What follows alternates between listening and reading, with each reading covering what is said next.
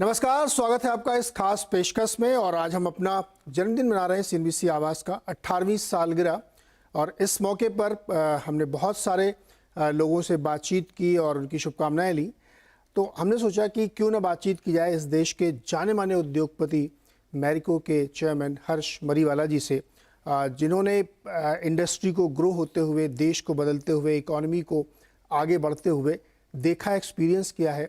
तो उनसे ही समझा जाए कि किस तरीके की चीज़ें उन्होंने बदलते हुए देखी हैं। हर्ष सर, बहुत बहुत स्वागत है आपका हमारे सीएनबीसी आवास में। और हम लोग जन्मदिन मना रहे हैं, 18 साल हमने पूरे कर लिए हैं और आप सब लोगों का सहयोग इस जर्नी में हमारे साथ रहा है। सो नीरज, पहले तो मैं स्टार्ट करेगा आपको congratulate on this 18th anniversary day. तो it's a very good moment that in a highly competitive business आप 18 ईयर में बहुत अच्छा मार्क किया है बिजनेस जर्नलिज्म में। और congratulations to you as well as all your team members. Thank you so much sir, और आपको भी बहुत बहुत शुभकामनाएं। तो सर, हम लोग इस जंक्शन पे खड़े हैं जब हम पूरी दुनिया में अपनी बात रखने की कोशिश कर रहे हैं और हमारी इकॉनमी बढ़िया से ग्रो कर रही है। इस वक्त के जो बिजनेस एनवायरनमेंट है, जो इकॉनमी की स्थिति है, उस पर मैं आपका नज़रिया समझना चाहता हूँ। तो एक तरीके से ग्लोबल इकोनॉमी देखते हुए इंडिया एक अच्छी तरह से प्लेस हुए हैं, क्योंकि compare to many other countries, Europe, USA, China, हमारा ग्रोथ उन्हों से बेटर है। तो compare to global countries India is better. अभी भी इन्फ्लेशन चल रहा है थोड़ा ज्यादा, तो उस पे एक रूरल एरिया में डिमांड पे इम्पैक्ट हो रहा है। हम बिजनेस करें तो हमारा business about 30-40% business rural area में है, तो वहाँ हमें दिख रहा है कि इतनी डिमांड होनी चाहिए उतनी नहीं है। थोड़ा इन्फ्लेशन से उनको उनकी लाइफस्टाइल पे इम्पैक्ट हुआ है, उसके कारण डिमांड थोड़ी घट गई है। और otherwise the India is urban India and middle class, upper class is in a good shape. जी हर सर, हम लोग कंजम्पशन की स्टोरी को बहुत सेलिब्रेट करते हैं और बहुत बड़ा देश है और बहुत बड़ी यहाँ पे स्टोरी है। क्योंकि आप उस इंडस्ट्री के लीडर हैं और आपने इस देश को ग्रो होते हुए देखा है, तो मैं ये समझना चाहता हूँ कि जो कंजम्पशन का स्पेस है उसमें किस तरीके के बदलाव या ट्रेंड आप देख रहे हैं। तो कंजम्पशन के स्पेस में अभी हम हमारी इंडस्ट्री बोलते हैं एफएमसीजी इंडस्ट्री है। वो अभी तक तो ये इंडस्ट्री में बहुत एंट्री बैरियर थे, क्योंकि नए प्लेयर को डिफिकल्ट पड़ता था अंदर आना, क्योंकि मीडिया कॉस्ट बहुत हाई था, टेलीविजन पे एडवर्टाइज करने की जरूरत थी, डिस्ट्रीब्यूशन में ऑल इंडिया डिस्ट्रीब्यूशन नेटवर्क करने के लिए बड़ा इंफ्रास्ट्रक्चर लगाना पड़ता है। मगर 3-4 साल से जब डिजिटल वेव आई है, उसके कारण डिजिटल मार्केटिंग और digital distribution, e commerce places के कारण इतने जो एंट्री बैरियर थे वो कमती हो गया है। तो उनसे हम देख रहे हैं कि कई नए टाइप के कॉम्पिटिटर आ रहे हैं और to some extent they are making inroads in the FMCG space. Okay, तो ये जो D2C है कि ये एक नया मंत्र निकल के आ रहा है एफएमसीजी में, जहाँ पे बहुत सारे अलग अलग चैनल पार्टनर्स हो रहे हैं और आपका भी सर उसमें काफ़ी तेज़ी से आप लोग भी उसको अडॉप्ट करें। तो क्या ये एक ट्रेंड के तौर पे माना जाए कि ये जो पूरा स्पेस है एफएमसीजी का, वो अब एक नए पैराडाइम की तरफ जा रहा है, जहाँ पे बहुत सारे बीच के जो मिडिल पाथ है वो हट जाएंगे और कंपनियों को भी और कंज्यूमर को भी एक नए तरीके से देखना पड़ेगा? डेफिनेटली ये नई ट्रेंड है एफएमसीजी में, मगर कंप्लीट हट नहीं जाएंगे मिडिलमैन। वो मेरे हिसाब से अभी उनका ग्रोथ बढ़ेगा थोड़ा, मगर हमें देखना पड़ेगा कि हम बोलते हैं कि एक तो ई कॉमर्स, दूसरा बोलते हैं मॉडर्न ट्रेड, जो दूसरा डिस्ट्रप्शन हुआ था कई साल पहले, और तीसरा ट्रेडिशनल डिस्ट्रीब्यूशन जो ग्रोसरी में बिकता है। तो तीनों कंटिन्यू हुई है। तो मेरे हिसाब से कुछ थोड़ा परसेंटेज में फर्क पड़ेगा, कंट्रीब्यूशन ई कॉमर्स और मॉडर्न ट्रेड का थोड़ा बढ़ेगा, मगर ट्रेडिशनल कॉमर्स विल कंटिन्यू, क्योंकि इंडिया बहुत बड़ी कंट्री है, ऑल स्प्रेड आउट है, स्मॉल टाउन्स, स्मॉल विलेजेस, तो उसके कारण ट्रेडिशनल डिस्ट्रीब्यूशन भी उसमें we can't avoid. Still, there will be majority of the goods will be distributed through traditional route. Correct sir, थोड़ा सा कंज्यूमर के बारे में आपसे और समझना चाहता हूँ। अभी हम लोग चर्चा भी कर रहे हैं कि जो दुनिया भर की सिचुएशन है उसका भी इम्पैक्ट हम लोगों के ऊपर है, और एक लंबे कोरोना के उस दौर से हम बाहर निकल के आए हैं। तो इंडस्ट्री वेटरन है आप, तो आप इस कंज्यूमर को बहुत अच्छे समझते होंगे, उसके बिहेवियर में, उसके स्पेंडिंग पैटर्न्स में या उसके थिंकिंग प्रोसेस में किसी तरीके के चेंजेस आए हैं क्या? तो एक तो इंडिया बड़ी कंट्री है, आपको मालूम है, तो जो चेंज आए कई स्टेट पे, कौन से टाउन में कंज्यूमर रहता है, तो उसको पूरा डिटेल में जाना पड़ेगा क्यों कौन से एरिया में क्या चेंजेस आ रहे हैं। मैंने अभी बताया कि रूरल एरिया में इन्फ्लेशन से कुछ डिमांड पे असर पड़ रहा है। अर्बन एरिया में देखा जाए तो कई लोग कई नई ट्रेंड आई है कोविड के हिसाब से, तो digital trend, health trend, immunity trend, natural trend, तो वो consumer is more interested in health, immunity and natural products. ये नई ट्रेंड आई है और उसके कारण अधिक कई कंपनी नए प्रोडक्ट ला रहे हैं और एग्जिस्टिंग प्रोडक्ट में भी कुछ चेंज कर रहे हैं। राइट सर, ये जो डिमांड का एक इशू है, कई बार चर्चा में आता है। कैंटार जैसी एजेंसी से भी बात करें तो वो भी ये कहते हैं कि जो भी छोटे शहरों में टियर 2-3 सिटीज़ में या बड़े रूरल इलाके में देखें तो कंज्यूमर बड़ा कॉन्शियस है इस वक्त, और वो बहुत सारी अपनी सेविंग्स को होल्ड बैक करके रखता है, क्योंकि उसको शायद फ्यूचर में बहुत विजिबिलिटी नहीं दिख रही उसको नियर फ्यूचर में। तो इसका किस तरीके से असर आ रहा है बिजनेस पे या एफएमसीजी सेक्टर पे? तो एक तो कोविड के कारण 2-3 साल में कई कंज्यूमर डिसाइड करने वाले थे investments in real estate, investment in auto और स्कूटर और व्हाटएवर इज ड्यूरेबल, उस पे असर पड़ा वो सेक्टर्स पे। तो मेरे हिसाब से कुछ पेंट अप डिमांड थी ऑटोमोबाइल्स के लिए, रियल एस्टेट के लिए, तो थोड़े हाउस होल्ड बजट उसकी तरफ डाइवर्ट किए गए हैं।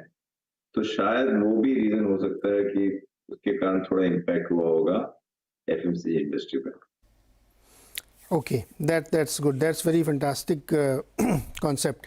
सर, अगर हम इसी को और थोड़ा सा कॉन्टेक्स्ट में डाल के देखें तो आप लोगों के लिए, आपकी इंडस्ट्री के लिए इनोवेशन एक बहुत बड़ा ज़रूरी होता है कि नए कस्टमर तक रीच आउट करें, उसको नए प्रोडक्ट दें, और चूँकि अपग्रेड भी करते हैं बहुत सारे लोग, और रूरल से जब बड़े शहरों में आते हैं या टियर 2 से टियर 3 में, टियर 1 में जो ट्रांजिशन पूरा होता है, तो आपकी इंडस्ट्री किस तरीके के चैलेंजेस में देख रही है, इनोवेशन के लेवल पे या प्रोडक्ट आउटरीच के लेवल पे या प्राइसिंग के लेवल पे? मैं ये समझना चाह रहा था कि एफएमसीजी इंडस्ट्री के जो इमर्जिंग ट्रेंड्स हैं वो क्या है?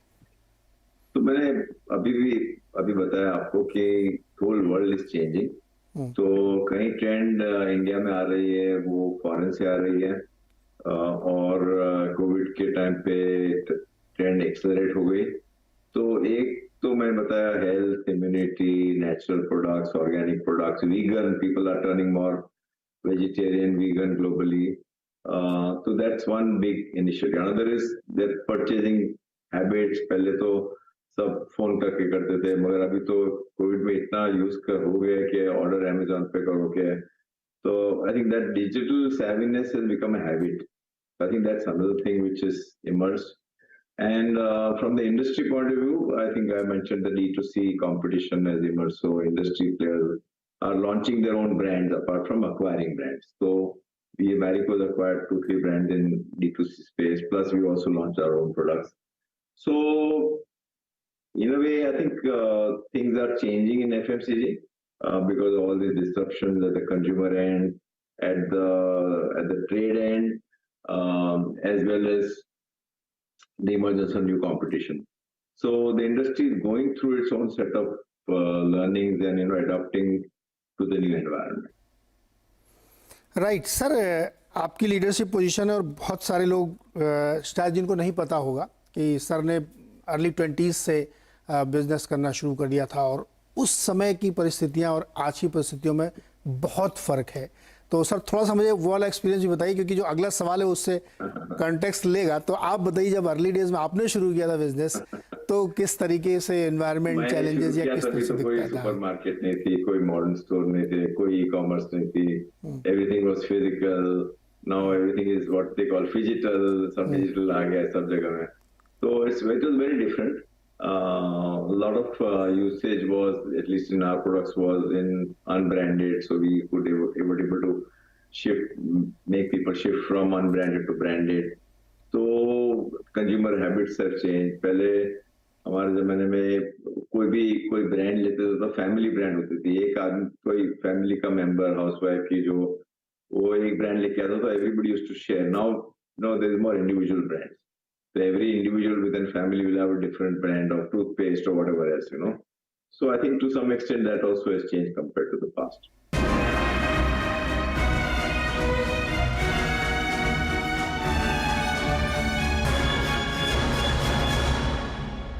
सर आपने एक बुक लिखी है, वो हर्ष रियलिटी, उसको लोग, कुछ लोग कहते हैं, कुछ लोग हार्श रियलिटी कहते हैं, लेकिन वो बहुत बड़ी लर्निंग है. उस किताब को लोगों को पढ़ना चाहिए.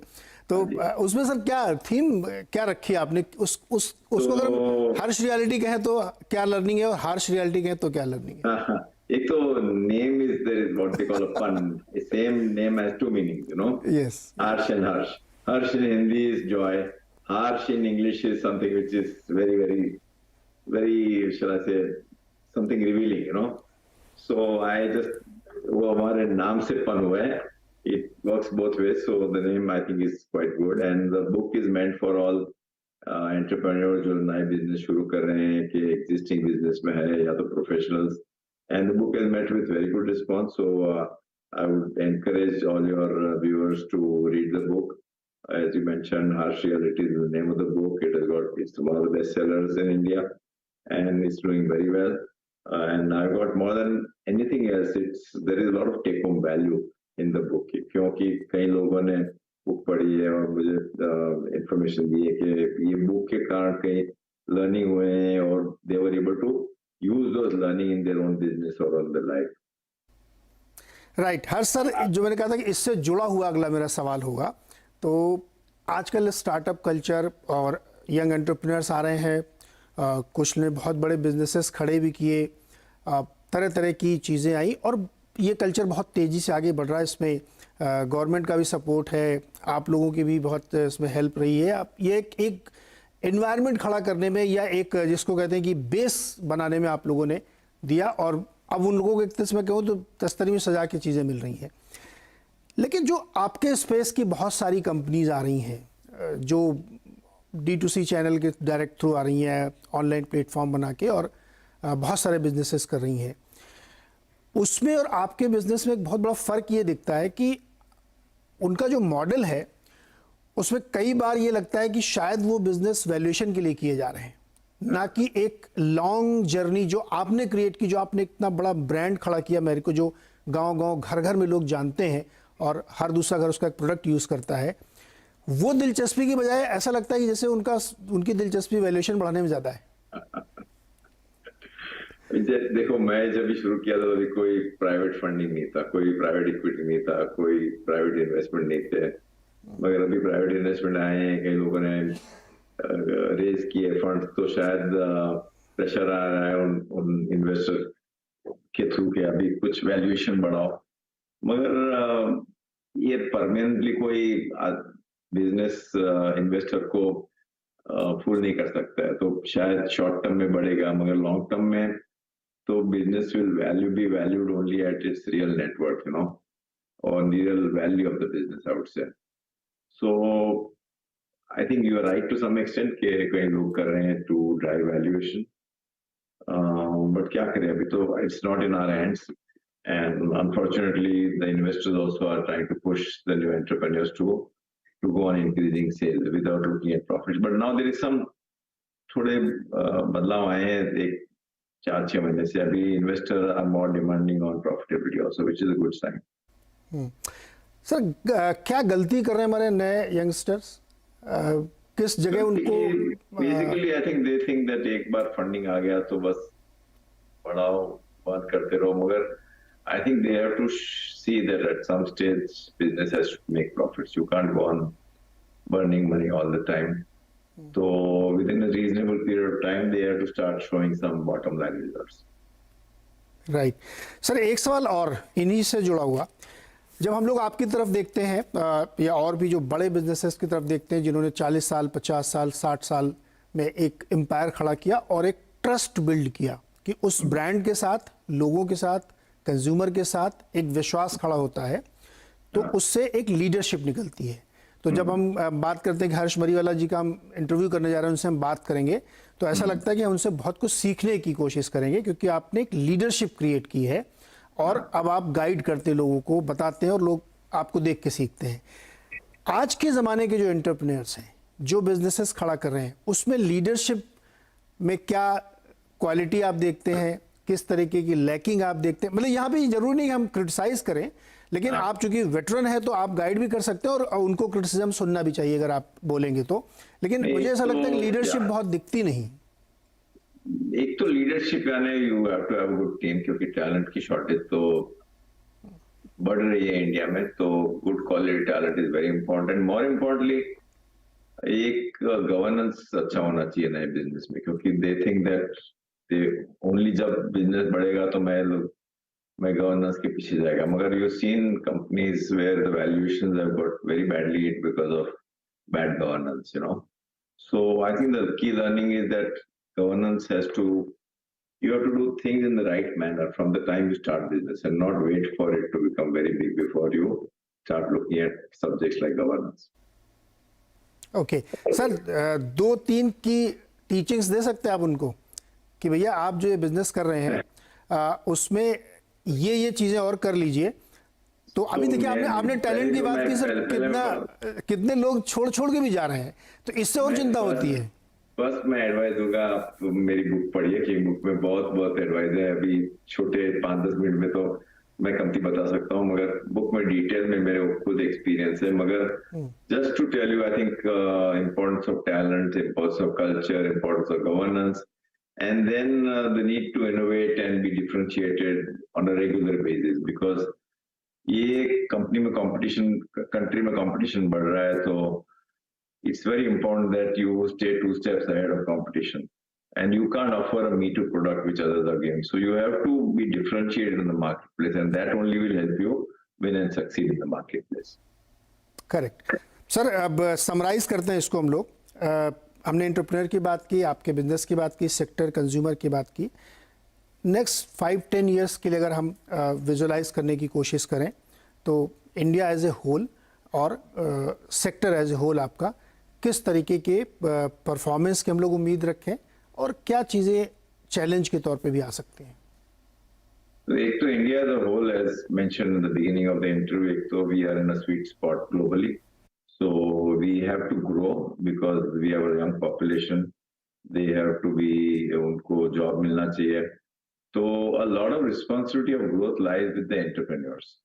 कई लोग बोलते हैं कि गवर्नमेंट में ये करना चाहिए. ठीक है, गवर्नमेंट करेगी, पॉलिसी लाएगी, इंफ्रास्ट्रक्चर लाएगी, but beyond that it is the entrepreneurs who will take India to a 5 trillion economy and not government, because that's not their role. The role of entrepreneurs is to drive growth. So I think we have a very good entrepreneurs. We've seen in the last 1 year so many unicorns coming up. So I think they'll play a very important role in making of India in future. New technologies are coming in. So I strongly feel that India, just like we saw a lot of benefits of IT globally, we will, I think in services and value-added manufacturing areas, we will be able to service the world and create newer opportunities. So I see a good future for the country. और sir FMCG sector के लिए? FMCG sector एक तो future country का बढ़ेगा, तो FMCG sector, तो there are many people in India who don't have purchasing power. The penetration of many categories is very low products. So definitely with wealth increasing in the country, there will be a very positive effect on the FMCG also. Sir एक employment एक challenge है क्या अभी भी? हाँ, वो तो है ही, क्योंकि अभी भी एम्प्लॉयमेंट इंडिया में कई लोग हैं, they are looking for jobs, and I think that's one challenge which I think is very crucial that the government addresses the challenge in the near future, because youth have to be employed. It is, apart from monetary reasons, they have to be mentally occupied also. Perfect. तो हर्ष sir ने काफ़ी कुछ हमें बताया जो सीखना चाहिए लोगों को, सेक्टर को कैसे आगे ग्रो करना है, वो डायनेमिक्स कैसे बढ़ेगी, इसको भी हमने देखा। हर्ष सर बहुत बहुत शुक्रिया हमारे साथ जुड़ने के लिए। Thank you so much sir, thank you so much. तो ये थे हर्ष मरीवाला, मैरिको के चेयरमैन, जिन्होंने एक ऐसा ब्रांड खड़ा किया है देश में जो अपने आप में एक इंस्टीट्यूशन के तौर पे जाना जाता है। बहुत बहुत शुक्रिया हमारे साथ जुड़ने के लिए।